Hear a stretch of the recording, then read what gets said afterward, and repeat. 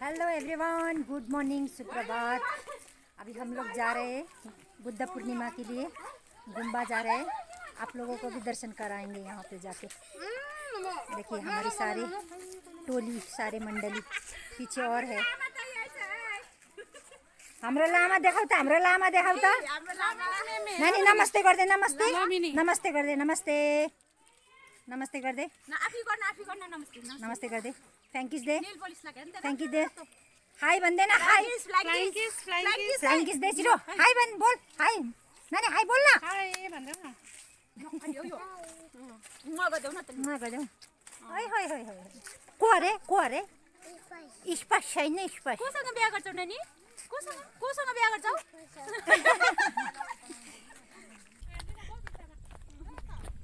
अब स्कुल लागेपछि कहाँ काट्छस्?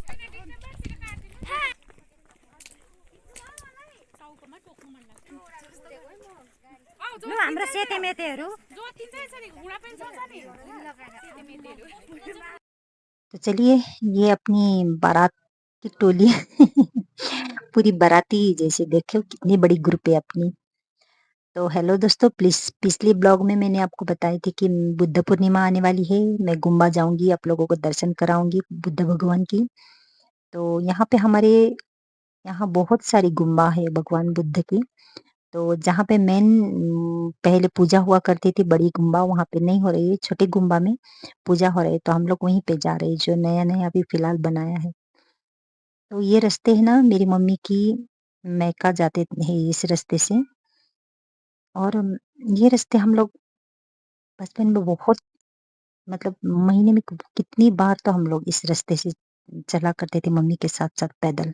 तब तो कोई गाड़ी वगैरह कितना साधन भी था नहीं, और ये रास्ता भी इतना अच्छा नहीं बना था तब। तो ये जगह ना, इस जगह पे आते जाते मम्मी ने लाइफ के लेसन्स मुझे बहुत अच्छी अच्छी बातें सिखाई है, बताई है। तब तो शायद मुझे समझ में नहीं आती थी, बट अब समझ में आती कि मम्मी के कहने की मतलब क्या है। मम्मी अक्सर कहा करती थी जब भी मैं पुणे में थी, बाहर थी, तो छोटी कुछ बातें होती है ना, जैसे कि अभी बाहर हूँ, इतना भाषा समझ में नहीं आती थी, जो नई नई कुछ महीने हुआ था जाके। तो मम्मी बोलती थी बाहर के लोगों की बातों में इतना डूब मत गहरा, क्योंकि जब तकलीफ देते हैं ना, उससे तो अच्छा बाहर वाले की बातें ठीक। क्योंकि दिया तले अंधेरा अक्सर होती है। तो अपने लोगों से लड़ना बहुत मुश्किल होती है, बाहर वालों की क्या टेंशन लेती है। अब समझ में आती है उसके मतलब। ये देखिए, ये है इलायची की खेती, काली इलायची होती है ना, उसकी खेती है ये।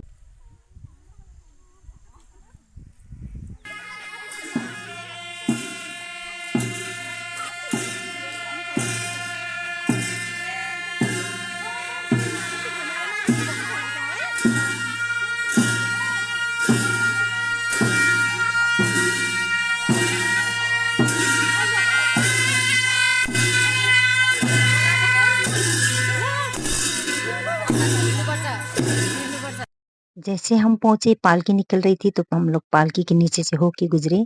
कहा जाता है कि बुराई पीछे छूट जाती है और अच्छाई की तरफ हम बढ़ते हैं। तो हम पुस्तक को भी सिर से माथे से लगा के दर्शन करके निकल गए। भगवान बुद्ध की जो पुस्तकें होते हैं उनको भी घुमाया जाता है। तो हम लोग निकल गए गुम्बा के लिए।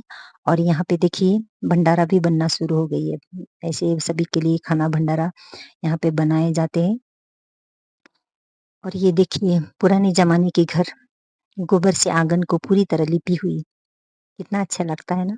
आज तक भी गांव में कायम है सब। और देखिए गुम्बा भले ही छोटी है, मगर भक्तों की तादाद कम नहीं है बिल्कुल भी। हर कोई आके प्रभु के दर्शन करना चाहता है, बुद्ध भगवान के दर्शन करना चाहता है। तो हमने भी दर्शन वगैरह कर लिए, मन हल्का हो गई। और फिर मैं आके दिया जलाने लगी। कहा जाता है कि दिया जलाए मन्नत मांगते हुए तो पूरी होती है। मेरी तो बस यही मन्नत है कि बुराई से लड़ने की शक्ति दे, अच्छाई बुराई, अच्छे बुरे सभी में प्रभु हमारे साथ रहे, बुद्ध भगवान हमारे साथ रहे, बस यही इनसे विनती है। तो यहाँ पे लामा पूरा मंत्र पढ़ रहे, मंत्र जाप हो रही है। और यहाँ पे बड़े लामा भी है, वो उम्र में तो छोटे हैं पर उनकी सिद्ध बहुत ही बड़ी है।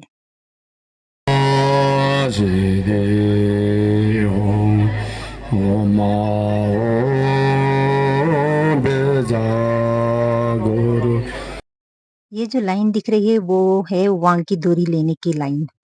वांग की डोरी का मतलब क्या होता है मैं आप लोगों को बाद में बताऊंगी आखिर में।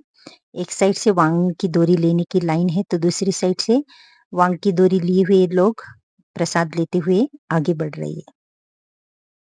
वांग की डोरी ले ली, प्रसाद ले ली, अभी मैं आई हूँ भंडारा लेने के लिए। लेना तो नहीं चाहती थी पर भंडारे की स्वाद ही अलग रहती है इसीलिए थोड़ी थोड़ी ले रही हूँ। और आज के ब्लॉग में यहीं पे एंड करूंगी और नेक्स्ट ब्लॉग में मैं बताऊंगी वांग की डोरी की खासियत और वांग की डोरी की मतलब क्या है, दिखाऊंगी वांग की डोरी कैसी होती है। तो प्लीज नेक्स्ट ब्लॉग मेरी देखना ना भूले और ढेर सारा प्यार दीजिए। Bye bye everyone, take care.